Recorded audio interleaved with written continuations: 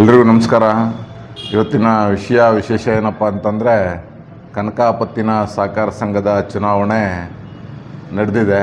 ಅದರಲ್ಲಿ ನಮ್ಮ ಆತ್ಮೀಯ ಸ್ನೇಹಿತರಾದಂಥ ಕಡೆಮನೆ ರವಿ ಅಣ್ಣ ಅವರು 4ನೇ ಬಾರಿ, ನನಗೆ ಗೊತ್ತಿರಲಿಲ್ಲ, ಈಗಲೇ ಕೇಳಿದ್ದು, 4ನೇ ಬಾರಿ ಚುನಾಯಿತರಾಗಿದ್ದಾರೆ ಸತತವಾಗಿ. ಭಾಳ ಸಂತೋಷದ ವಿಚಾರ. ಜೊತೆಯಲ್ಲಿ 2 ಬಾರಿ ಚುನಾವಣೆ ಆಯ್ತಂತೆ. ಆ ಚುನಾವಣೆಯಲ್ಲಿ ಸ್ವತಂತ್ರ ಅಭ್ಯರ್ಥಿಯಾಗಿ ಸ್ಪರ್ಧೆ ಮಾಡಿದ್ರಂತೆ. ಸೊ ಅದರಲ್ಲಿನೂ ಕೂಡ ಭಾಳ ಪ್ರೀತಿ ವಿಶ್ವಾಸದಿಂದ ಮತದಾರರು ಆಯ್ಕೆ ಮಾಡಿ ಕಳಿಸಿರ್ತಕ್ಕಂಥದ್ದು ಕೂಡ ಭಾಳ ವಿಶೇಷವಾದಂಥ ವಿಚಾರ ಅಂತಲೇ ಕೂಡ ಹೇಳ್ತೀನಿ, ಮನಸ್ಪೂರ್ವಕವಾಗಿ ಹೇಳಲಿಕ್ಕೆ ಇಷ್ಟಪಡ್ತೀನಿ. ಜೊತೆಯಲ್ಲಿ ಈ ಬಾರಿ ಕೂಡ ಚುನಾವಣೆ ನಡೀತಾ ಇದೆ.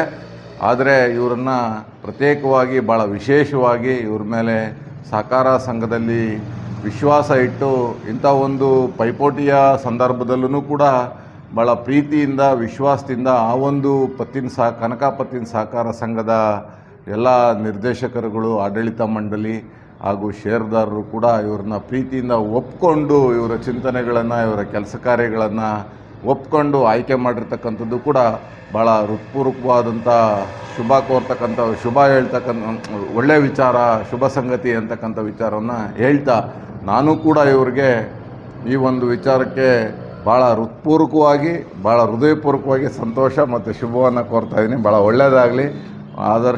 ಆದರ್ಶಪ್ರಾಯಕರು ಕೂಡ ಯಾವಾಗಲೂ ಸತ್ಯಮೇವ ಜಯತೆ ಅಂತಕ್ಕಂಥ ವಿಚಾರಗಳನ್ನು ಮಾತನ್ನ ಮೊದಲನೇ ನುಡಿಗೆ ಪ್ರಸ್ತಾಪ ಮಾಡ್ತಾ ಇರ್ತಾರೆ. ದೇವರು ಇವರಿಗೆ ಒಳ್ಳೇದು ಮಾಡಲಿ. ಎಲ್ಲ ರಂಗದಲ್ಲೂ ಕೂಡ ಸಾಮಾಜಿಕವಾದ ಕಳಕಳಿ ಇದೆ, ಎಲ್ಲ ರೀತಿಯಿಂದಲೂ ಕೂಡ ನಾನು ಗಮನಿಸಿದ್ದು. ನಾನು ಅದಕ್ಕೆ ಇವ್ರ ಜೊತೆಯಲ್ಲಿ ವಿಶ್ವಾಸವನ್ನು ಬಯಸಿ, ಜೊತೆ ನನ್ನನ್ನು ಕೂಡ ಅವರಷ್ಟೇ ವಿಶ್ವಾಸದಿಂದ ಗುರುತಿಸಿ ಮಾತನಾಡಿಸ್ತಾ ಎಲ್ಲೇ ಸಿಕ್ಕರು ಪ್ರೀತಿಯಿಂದ ಕಾಣ್ತಾರೆ. ನಾನು ಕೂಡ ವಿಶೇಷವಾಗಿ ಈ ಕ್ಷೇತ್ರ ವ್ಯಾಪ್ತಿಯಲ್ಲಿ ಇವ್ರನ್ನ ಒಬ್ಬರ ವ್ಯಕ್ತಿಯಾಗಿ ನಾನು ಕೂಡ ಒಪ್ಕೊಂಡಿರ್ತಕ್ಕಂಥದ್ದು ಪ್ರೀತಿಯಿಂದ ಅಂತೇಳಿ ಶುಭ ಹಾರೈಸ್ತಾ ಇದ್ದೀನಿ. ಒಳ್ಳೆಯದಾಗಲಿ ರವೇಣ.